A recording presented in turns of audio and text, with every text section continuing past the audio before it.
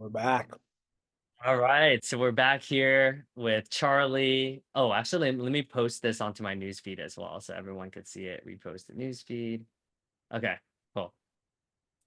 All right, so yeah, so today Charlie and I are going to be talking about building business acumen for reps, for SDRs going into the SMB AE role, and then we're gonna just have like mentorship conversations about like when's the right time to transition into your next role, like and all, and when you feel like you're ready. So yeah, let's just have a conversation, Charlie. I'm excited for this. Yeah, awesome. And I'm excited because it kind of builds off what we talked about last time. So we're gonna go a little bit, maybe deeper in talking about what specifically we need to be doing. Because I know last time we talked about, like, for example, reading 10Ks to build Yeah, business acumen. yeah, And when thinking about that, it's a great strategy. But when we think about like an SMB or commercial AE role, it's mm, like you're probably going to have a book of business comprised of like mm, 500 accounts, most of yeah, which, if not all of which, are private. So it's like they don't have that mm, information out there. So yeah, when we think about like business acumen, if that's not sort of a tactic, is to read through mm, is I still agree that that's something we need to a skill that needs to be developed. So what's mm. another avenue that we can go to Y- cultivate Yeah, that? that's a good point. Perhaps like just for the sake of just knowing how to read a 10K, maybe let's just spend a couple weeks on that. But yeah, to your point, that's gonna be more practical for like if you're transitioning from mid-market to an enterprise AE role, right? Um, yeah, I would say like being an expert in your industry would be a good use of time. Like if you're selling to legal or fintech or martech or like whatever your vertical is, I think that's a really good use of time. So when I was at Trinet, our vertical that I was focused on is like the architectural engineering and construction. So I was able to like be involved with like the Structural Engineers Association of New York, where I was on like the planning committee and did all the events and stuff like that. So that helped me be able to, feel like I'm able to speak to it more intelligently. But I think that's a good use of time, like just being able to understand like who are the competitor, who are the main players in that field. Um, so you have a diversified book of business from my understanding, or are you Yeah, we're not verticalized? verticalized, so it's all industry Mm. agnostic, which Okay. So that's a little bit harder for that advice. I think like for me, and this is something that one of uh my coach, Anthony Natoli, who is a great rep at LinkedIn right now, he told me is that he really looks at business acumen as like really what does a company do as a business? Hmm. How do they make money? And then how do they go to market? Hmm. So the way that I think that that could be applicable to a com AE role is if while you might not have an earnings call or 10K to look at, you could still look at their website and say, hey, Hmm. listen, like, you know, to yourself, you're thinking about like how does this company, if I were a seller Hmm. at that company, how would I Yeah. be positioning their product offerings and how would I, Hmm. how am I going to market? Do I have if I'm an AE, do I have an SDR team supporting me? Hmm. Am I responsible for renewals and upsells or just net new Hmm. logos? Knowing those types of things and that those sort of triggers are relevant to like Gong specifically, but think about what that is for your company, obviously, and think about Yeah. what's your company do? What do you help solve? Why are you Hmm. marketplace? And then what is the company you're selling into do? Hmm. Why are they in the marketplace? How do they go to market? How do they make Hmm. money? Because then that's sort of, I mean, that is what business acumen is at the end of the day is like, do you get what they do in their business and how Hmm. they make money? And then how can you relate that to what you sell, basically? Yeah, that's a good point. I think as an SDR, most SDRs aren't thinking about this, right? At least when I was an SDR, I made the mistake. So let's talk about like what not to do, and then to your point, like how can we? So I remember when I was an SDR, I would just look at their LinkedIn usually, right? Like I wasn't really like And then I would look at the website. I think what would be a better use of what I wish I knew, which is one of your favorite questions, like as an SDR trying to transition to AE, is to like look at the case studies and understand like their case studies, right? Because usually they'll list like the verticals and industries that they work with. So let's just say, Udemy, for example, right? Let's just say I'm looking at Udemy's website. I'm like, all right, how do they make money? It's like, oh, okay, well, interesting. Based on looking at their website, it seems like most people know them as like a B2C company, right? Like a lot of like people want to buy courses on Udemy. But then if you look at the case studies, you're like, oh wow, they have a lot of like cybersecurity companies that they're working with. It sounds like there's a lot of cloud migrations. So you can also predict the trends that way as well, right? You're like, huh, it seems like there's a big focus. It's like, okay, well, I'm gonna go ahead and leverage the cybersecurities companies that I'm working with and then talk about that, right? Because that could be like another avenue for us to like get our foot in the door as well. Just look for like common clients that we work with as well. But yeah, to your point, if you understand how a company makes money, but then you can bucket it into how different industries make money, right? Like when you work with like law firms and professional services firms, it's like because I bought into like a management consulting franchise. Now like I'm meeting with a lot of professional services partners, and every person that's in management consulting is like, hey, like you want to understand more about your business or your clients, like figure out like what are their best customers and what do their customers care about. And then if you could serve their customers, then you're more likely to be a trusted advisor. Yeah. So it's almost like the way I think about it is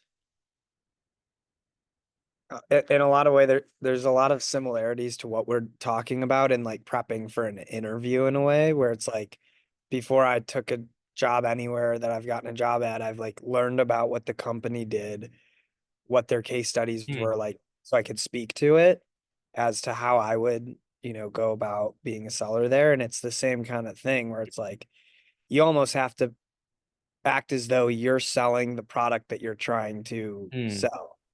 Because if you know how to do that, then you can know where might I run into challenges doing that, and then how can I add value to their team, basically. I think that's a really good perspective.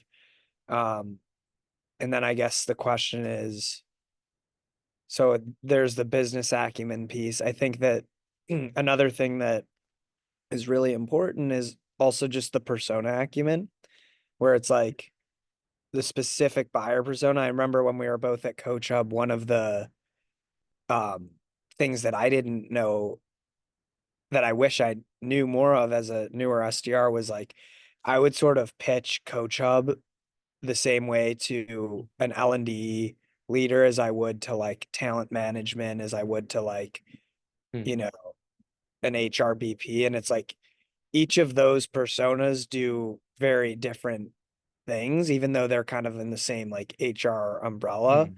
It's like they each specifically care about driving certain outcomes and they're responsible for certain parts of it. So it's like, how can you then relate what's happening in their business and how they make money and all that to what that person specifically cares about, Mm. how your solution can add value to those specific person's problems. Yeah, that's smart. It reminds me what Ian Koniak always teaches us, a concept called yo-yo selling, where you go down to you go down to like the end users that actually care about like they're in the weeds or actually using that software, whether it's Salesforce or Gone, whatever. And that's where you get all the pain points. Like, hey, like, but then let's say you talk to eight, like a really truly enterprise role, right? Let's say you have 10 accounts, right? Um, you go down and like you gather information from, let's say, like eight different people, right, that are end users, and then you go up to, let's say it's like the director of CRM or whatever their title is, and then he's like, hey, like, and then you say all these things and they're like, wow, like you know more about our pain points than I do, and you're kind of just educating them. And but he said it's like yo-yo, right? Because it's always like back and forth, like you still need to gather more data because they're the ones using it. And then at LinkedIn Learning, it was helpful because so it was the trial model where you let them, let's say it's like a 2-week intentional trial, but let's say I have like three touch points. And in those 3 touch points, like I'm gathering data. I'm like, hey, what did you like or what didn't you like? What are we solving for? But then once, let's say like 18 people that are part of the trial, then they're kind of hooked on it. They're like, dude, like we just use LinkedIn Learning and like we got so much value. Like you can't take it away from us now, right? And then you use those what they were, and then you put it in the deck, and it's like, hey, this is like the feedback that we're getting from it. It's gonna be hard to say no with that. Yeah, no, 100%. I think so. Those are some like really, I guess, tactical things that I'm doing now to sort of help prepare me because at least for me, like the biggest things that I want to focus on that maybe I haven't done as much of in the SDR role or like just things like deal acumen, knowing like which deals have a higher propensity to close. Cause you think about like an SDR's mentality is, hey, let me just book as many qualified ops as I can Mm, to hit quota. But I'm trying to shift that to like, okay, if I'm actually taking these from start to mm, finish, I might have a sick opportunity with the right persona, app power, relevant challenges, relevant mm, priorities that we solve for. And yet the company itself or the industry itself is not a good fit to work with mm. wrong. And so they're not likely going to Ooh, close. Whereas yeah. that okay for an SDR, that's not okay for Mm. for an AE. So I'm trying to sort of like focus Mm. on that aspect as well. If you have Dude, any, that you're hitting on a very a paint like a nerve on what you just said, man. Like when you're like your first couple like AE jobs, like whether it's SME or whatever, right? You're just happy to have opportunities. You're just like, oh, and you can kind of justify, oh, I'm kind of going through the motions, like I'm learning how to run a deal. And yes, like some of that is true. But dude, I wish I didn't spend so much time. And I'm not gonna lie, like I've done this at every job, right? Because sometimes you're just excited to have deal flow, right? And then you have inflated like pipeline. But the reality is, like to your point, there are some industries that like probably won't close, right? Especially if you're a premium product and that industry typically is just not as profitable. Um, to be more specific, like financial services, pharmaceuticals, med devices, and consulting companies usually had a lot of money for like L&D and like employee development and coaching and stuff like that, right? So every time I had one of those three industries, it was like an 88% close. Like versus like there's certain industries like let's just say like retail, right? Which is like clearly has is not doing so hot, like in-store retail. And in the beginning, I would just be like, "Yeah, I'm getting inbounds, like, yeah, like all these deals," and then you feel good because you're like, "Oh, I have like amazing, I have so many deals." You talk to your managers, like, "Yeah, I had 5 discovery calls yesterday, like I'm good," and then you take a look at it, and it's like, well, these actually like 90% of these opportunities like aren't great, or they're just like super low, like they're just really low dollar ACV, and then you're doing a lot of work for it, right? So you feel like you're busy, but in reality, like you're just shooting yourself in the foot. So that's a good call out.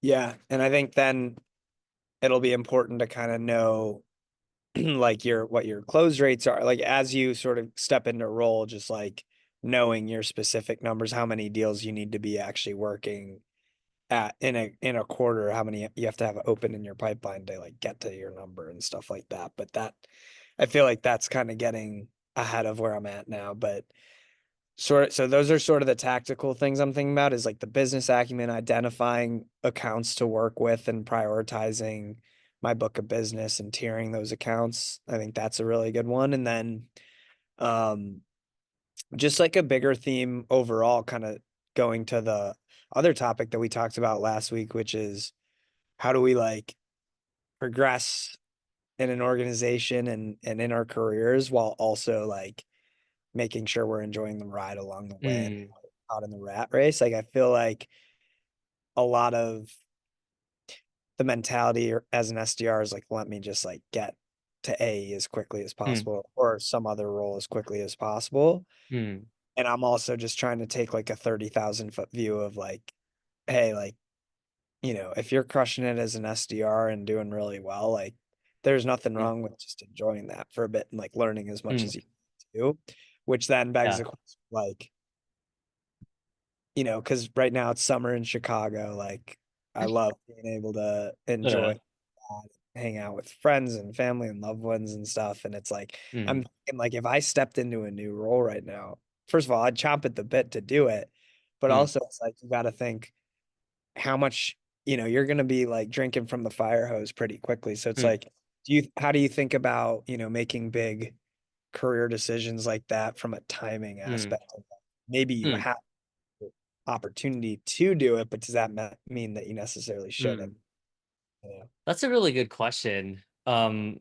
I mean, look, like every ambitious person, like that, it's like your ambition. What makes you unique is also sometimes your biggest blind spot slash like can hurt you as well, right? So if let's just say I'll just use me for example, like I was always like super excited. It's like, oh, like, and then every time I shadowed my enterprise AEs as an enterprise SDR, I'd be like, I could do this, man. And then it'd be super easy for me to critical. It's like, oh, I would have paused more there. And like, like Monday morning quarterback, right? But once I actually, and I did that. And then once I actually was in that role, like I was like, holy crap, like there's just, it's so many moving pieces. Like it's easy for me to critique like from the sideline, right? And he made it look so easy, right? Because there's all these little micro skills that he used. And there's a reason why, shout out to Mark Miller, while he was making like FU money. I'll just leave it at that, right? And it's funny because we caught up the other day and I was like, dude, honestly, like I'm when I was watching you, like you made it so seamless, like it was just like, and then my other rep too, Adam Reagan, who was also one of the top AEs when I was at Experian, who also made a lot of money as well, like closed multi-million dollars on the regular, and then he was so good that it's like you don't even know that you're following his like track. Like you don't even know that he's guiding you along the process, right? And then before you know it, it's just like just getting to a yes. But long story short, I think that being said, I it's funny because there's a part of me that's also like, well, I'm glad I kind of left at the time I did because like when I was like, you know what, I'm ready, like I was ready at that time. So I think I think there's three factors. I think depending on the timing of when the opportunities and the promotion seasons, like at LinkedIn, for instance, right? Every half was when they did the promotion cycles. So like you literally like wouldn't get promoted unless there's something dramatic happened and like someone left like midway through but usually at a company like LinkedIn and probably, at a good top tier company like Gone, like most people aren't leaving like that, right? So I think some of it is the timing of when that happens, and so there's half of it, and there's like an element of luck as well, right? Where it's like, hey, like these three, the reason why there's three openings is because like those three people got promoted to managerial roles, right? Or they got promoted from mid market to enterprise.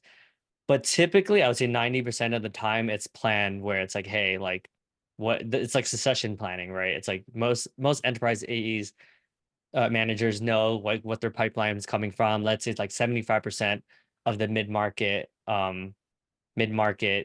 AE pipeline that's at Gong, 25% from external, and or they're just like sourcing candidates from like companies that maybe they manage someone at a different company and they're like it's all timing. So I do think half of it is timing. That being said, I do think just trust your instincts. Like if you do feel like my intuition is always like, okay, I learned everything I can. Like I was a kick-ass SDR. Like I'm gonna own that and I'm gonna take that confidence with me into an AE role. Yeah. Just kind of like you're basically saying just lean into like how you're actually feeling about like taking like does it feel like just in a simple way like does it feel like it's very stressful thinking about moving into it or does it feel like it feels like the right time? And I think maybe a good segue from that to like talk about that is like you were telling me when we were chatting a little bit before this was like um skipping steps in your career, right? Like Hmm. how sometimes you can like there's opportunities where you can move up a couple levels past where you're at and it's like Yeah.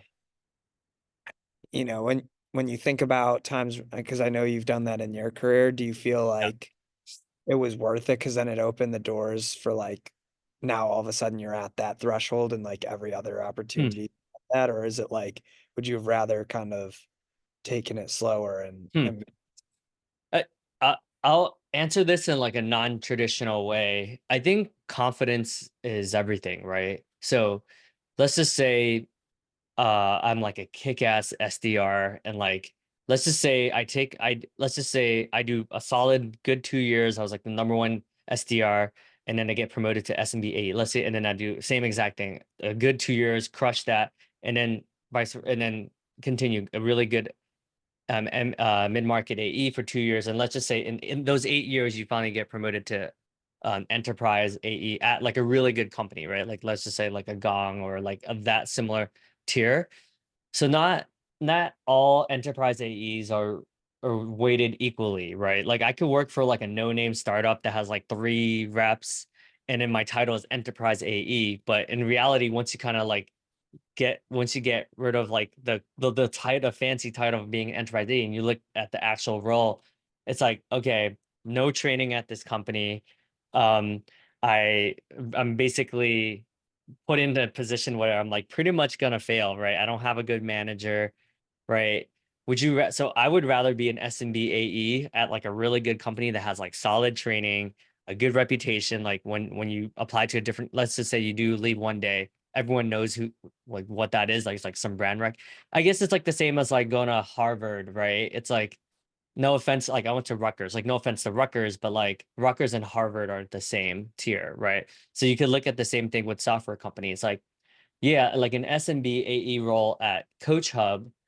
I mean, okay, I'll use LinkedIn as an example. Like at LinkedIn, will get my foot in. I could pretty much get a job anywhere, right? It might not be like a big jump to go to like enterprise, but it has brand recognition. So basically what I'm saying is be like really dig deep into like what does that role entail, and are you gonna be set up to win, right? Is this a product that actually makes sense, or are you just doing it because it has a high base and a high OTE? But if you have like no inbound leads and there's like no SDR and like there's no like it's like yeah, good luck selling that, you know? So um I, I don't know if that answered your question, but I think it's just things that And people that should was look out a for. helpful thing. It's like you can't just say, yeah, I like the school analogy because that one, yeah.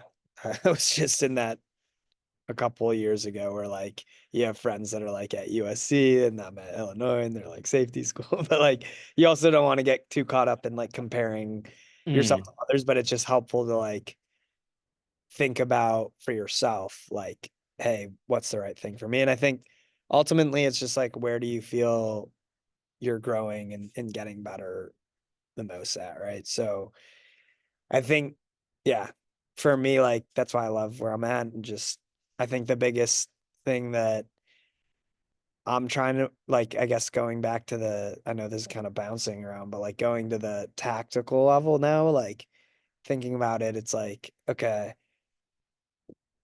to your point, like when you're in role, what do you want to like, how do you envision like the skills that you're going to gain and like how do you see yourself showing up in that role? And I feel like for me, the biggest thing that I want to get really good at right away as an AE, and ideally even before I step in, is like discovery is like as the biggest thing to mm, for closing. I mean that, and I think there's so many parts of discovery that we can talk about, and this is good because we talked about this last time of like getting more incrementally broken down from just looking at like sales and closing, like that's a huge topic to like mm, getting a little bit more granular. So we talked about the deal acumen, we've talked about business acumen and persona acumen, and now it's like, all right, let's talk discovery. mm, Uh, What it seems like one of the things that you had said last time was for you, like you're really still working on like your upfront contract is like mm. the part of discovery that like is most important for you to get better at. Like, do you think there's certain parts of discovery that are more important than others in terms of like nailing down? And like, if Mm. so, what would that be? Yeah, so I'm glad we're talking about discovery because I do think discovery is probably the most important skill out of like any skill, like sales related acumen, I do think discovery is the most important thing, like Yeah. out of everything. And that's actually one thing I'm good at. So I feel more confident speaking about this. Um, I think with discovery, well, actually, I think with discovery, right? Because I made the mistake of, and I've been guilty of like just having like conversations with accounts that probably aren't worth my time, you know?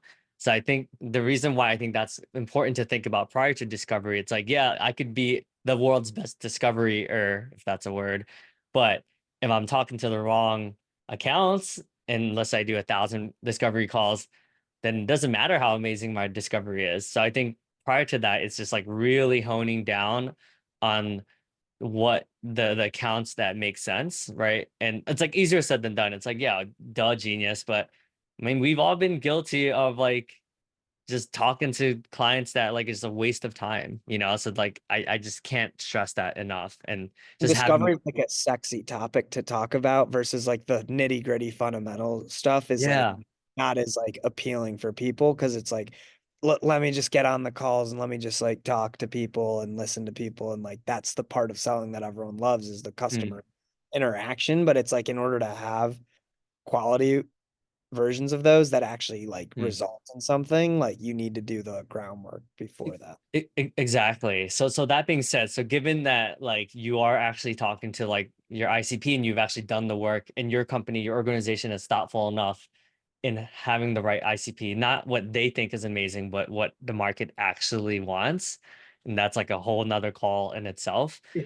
But um I think discovery is important because like I mean we have all been guilty of, and I'll look at and I'll point to myself of hopping on calls where like the rep doesn't give a crap and it's just really like just trying to push the product, and then there's like I need to get what I need to say or I need to show everything right, and then it's like I just wasted 20 minutes of just like pitching whatever, but they honestly don't care about anything that I'm saying.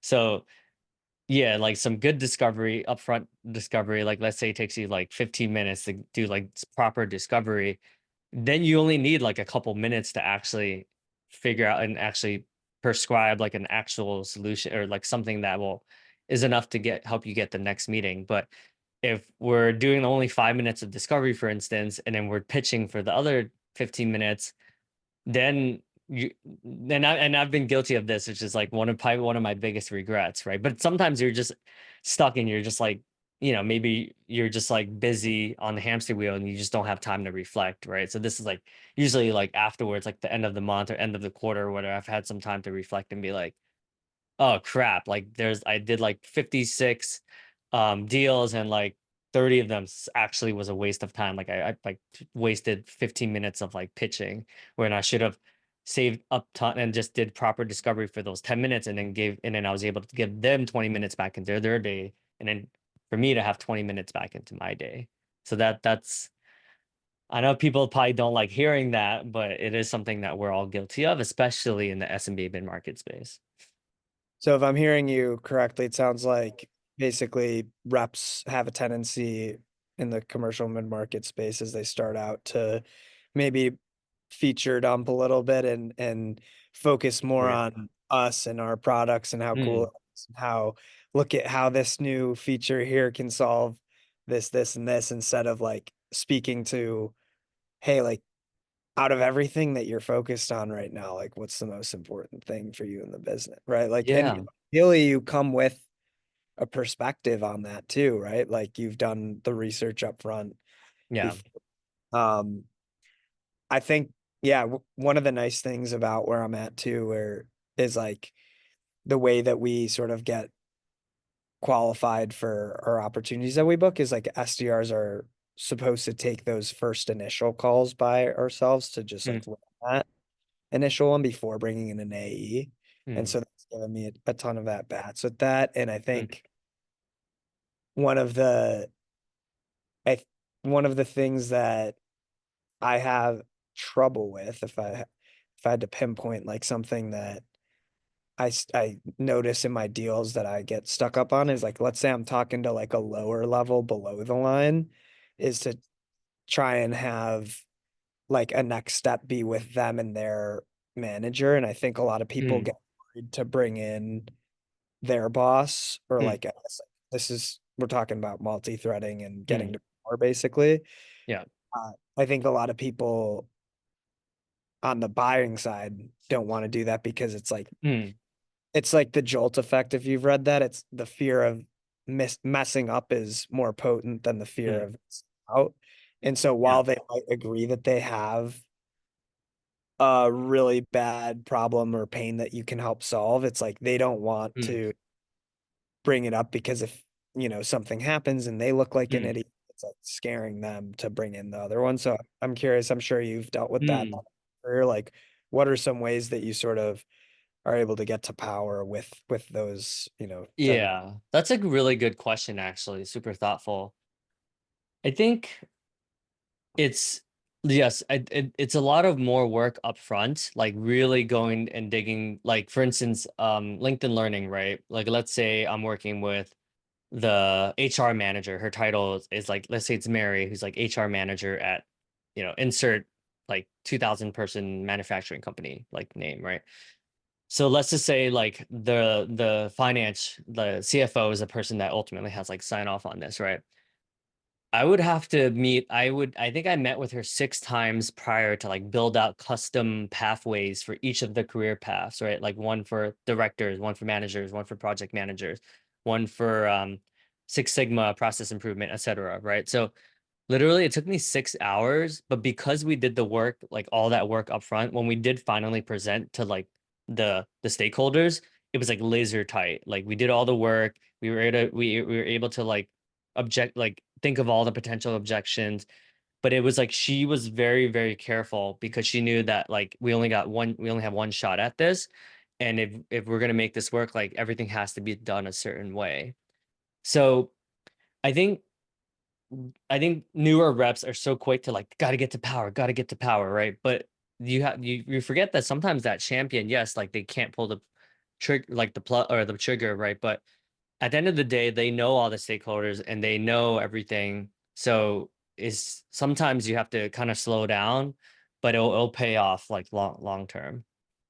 I think instead of going straight to power, but sometimes those people you only get one shot. So let's say you cold call them but you don't know like hey what they actually care about, then you might actually lose your shot because sometimes it's like you don't really have that many at bats with those types of people.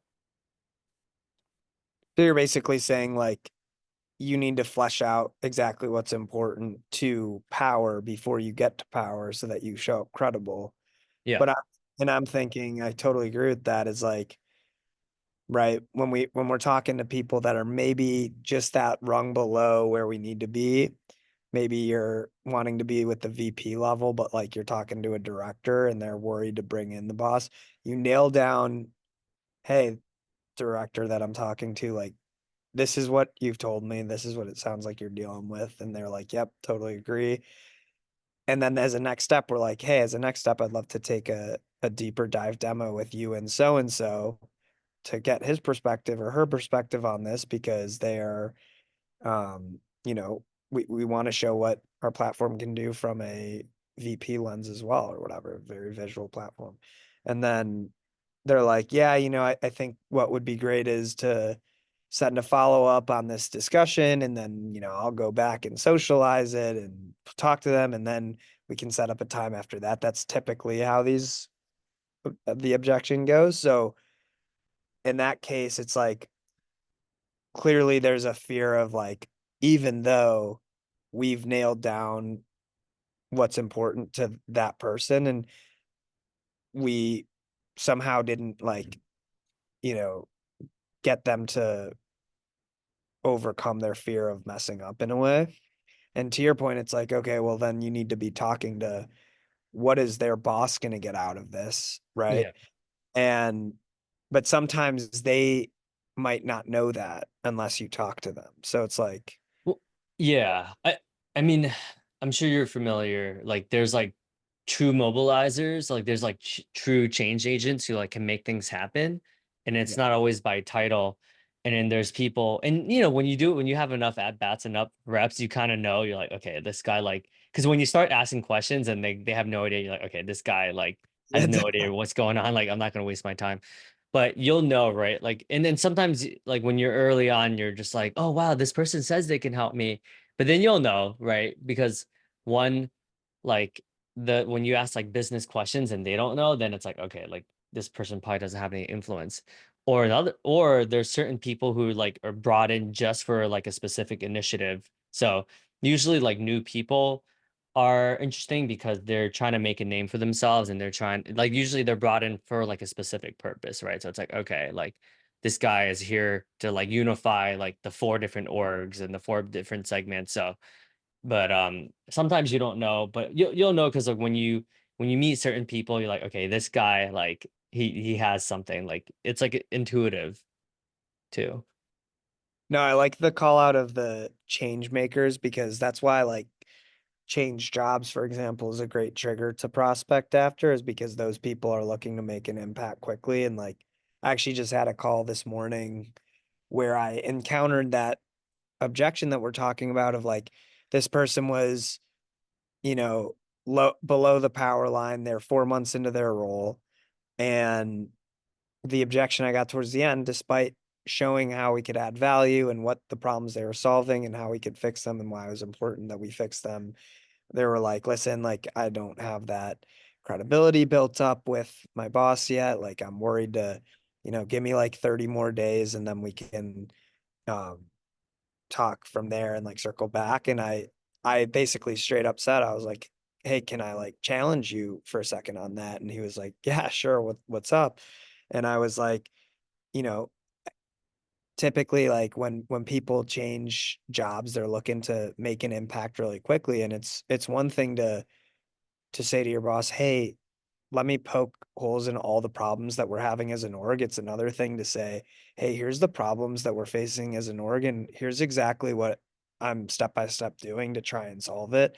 I just came across this company that I used to use at a former org, and I think they could solve it because of this reason. Like, is it cool with you if I set up a call with them? And that shows like that person was then taking initiative. And like if you can sort of frame it into the what's in it for them to bring in the power as opposed to like what, oh, I just need to get to power so that it helps my deal. I think that's a Mhm. big piece too, because it's like they can tell like, are you just trying to get to power so that it helps you, Mm, or is what's in it for them to bring their boss in and potentially risk mm. their reputation? And I was able to do that in that call, but it's not always obvious how to do that. It- yeah, and I think it's important because we're both selling tech products, right? I do think it's important to note that certain organizations are just way more tech friendly, and there's some companies that are just way more willing to try something new, and some orgs that are just old school and like it's like pulling teeth. So I do think that's something to keep in mind as well. Like if you're working with certain industries that's like super slow and like less, probably most of the people watching this are in tech, be careful about spending way too much time on like the old industries that are like really old school, right? Because it's just gonna be a way bigger hurdle to jump versus, let's say you're selling to like fintech companies, right? Like they're gonna be probably more innovative, or more tech company, or any tech companies, right? Obviously they're gonna be, because they're a tech company, they totally get it. And I wasted my time with a lot of industries that um, it was like pulling teeth. Yeah, no, that's a great point. One thing that I am wondering, and I'm sure this is like top of mind for a lot of people potentially listening, is like you talked about tech, so it jogged my memory about it, is like everyone and their mother are talking about AI right now. And I'm curious like how you as a full cycle seller view AI in terms of like how it could help you drive efficiency. Like have you Mm. explored that a lot, or like is it Yeah. do it? I mean, it's fair to say every company is trying to integrate some level of AI. I um AI, I think, is really good for helping you learn. It's like, use it as like a research assistant, right? So let's just say it's like, hey, I'm trying to break into a 50-person manufacturing company based in like North near Buffalo, right? What are some of the main initiatives and priorities that I should think about when it comes to like how do they make money, like how do they make revenue, and what are some of the risk factors? Boom, it just saved you like 10 minutes from digging into like a manufacturing company's 10K, you know? So like so those things are good. And then also being able to write more concise, more compelling copy for the campaigns. I think those are like the two most clear use cases. I'm sure there's other ones, but that's how I have been leveraging it. What about how about yourself?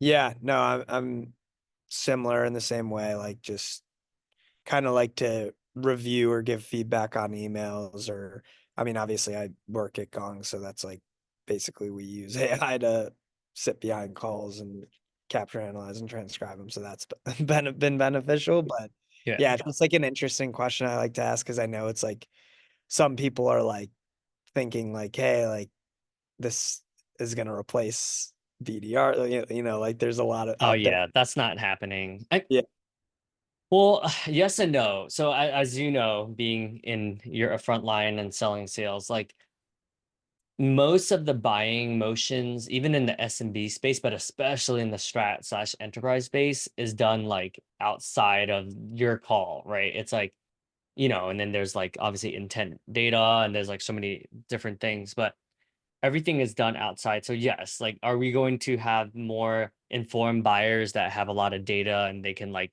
know who the players are, the vendors are before even reaching out? Yes. I think where BDRs and like more entry level sales folks can add more value is like I don't know about you, but I certainly get annoyed at chat boxes. Like, you know what I mean? Like sometimes like whether it's AT&T or Verizon Wireless, like sometimes like dudes, like I just want to fucking talk to like a fucking human being. And then I get pissed, you know? So it's just like adding that human element where it's like, hey, like, I'm sorry this happened to you. Like, let me find, I don't know the answer, but like, let me find that answer, you know? So it's just like, yeah, I think especially, I feel like a lot of old school like decision makers that are like boomers now, like they probably hate like chat boxes, right? Like I hate it and I'm, right. 36. I can't imagine being like Basically a like just 70-year-old and yeah, there's everything's moving to online and trying to like streamline it. streamline and drive. Yeah, and it's like people just It's need like, that human differentiator in a way. Uh, yeah. no, I love that. I guess like I know we're kind of coming up on time here, but I would love for my last question to hear your take on this is like, what do you think is what's your hot take on like biggest mistakes people make that just step into a commercial AE role? Like what's a hot take that you have on that?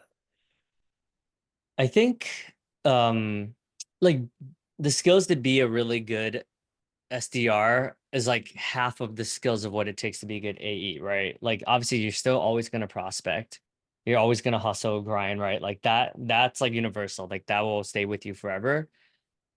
But there's a lot of nuances to being an AE that like you don't think about like and you probably think it's so easy when you're like an SDR. You're like, oh dude, I can run circles around this guy. At least that's how I thought. Like my ego was like that big where I'm like watching reps that make like 500,000 a year that I was like their SDR and I was like, dude, like why didn't he ask that question? Right.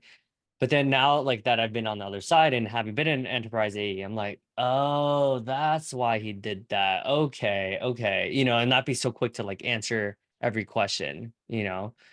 Um, so I think being a good project manager is a really solid skill that I underestimated. Like, and the reps that were like killing it, like 300% their numbers, like the reps that were like constantly getting promoted and like breaking out records. They were like the best project managers.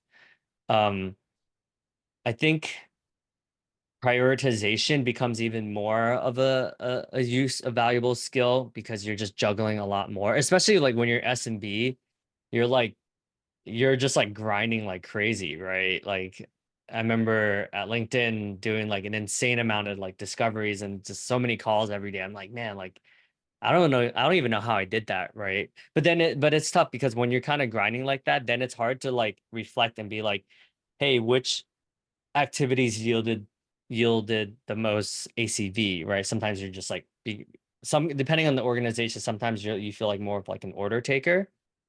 But there's probably an opportunity for me to be a bit more strategic, like leveraging relationships with the talent solutions to have larger deals versus like me just like doing a crap ton of volume but smaller deals. I mean, they both kind of ended with the same result, but it's nice to kind of go after some of those like big deals as well, and having like a diversified approach I think is smarter. Yeah. No, I love that. Well, dude, this is awesome. Thank you so much for having me on again and talking through kind of your perspectives, your takes on the different things that it takes to get to AE and just, also kind of keep your head on your shoulders while you do it, right? So thank you Yeah. for sharing all that. And I'm excited to kind of see how these conversations unfold, see what you end up doing in your future too. And obviously we're boys, so we'll keep in touch on it, everything, and kind of share along the way what we learn. Yeah, and a good call out on the smelling the roses and just enjoying the ride, man. Like I remember when I was an SDR, I was like, dude, I can't wait to freaking get an AE role. And then when I did transition, probably a little bit too soon, or I would say probably just didn't choose the right company to be an AE for, I failed miserably. So just make sure you work for a company that has a solid training and you're surrounded by good people and a product that you care about. I think that's important as well. Awesome. Love Cool. that. All right, brother. Take care. See you, man.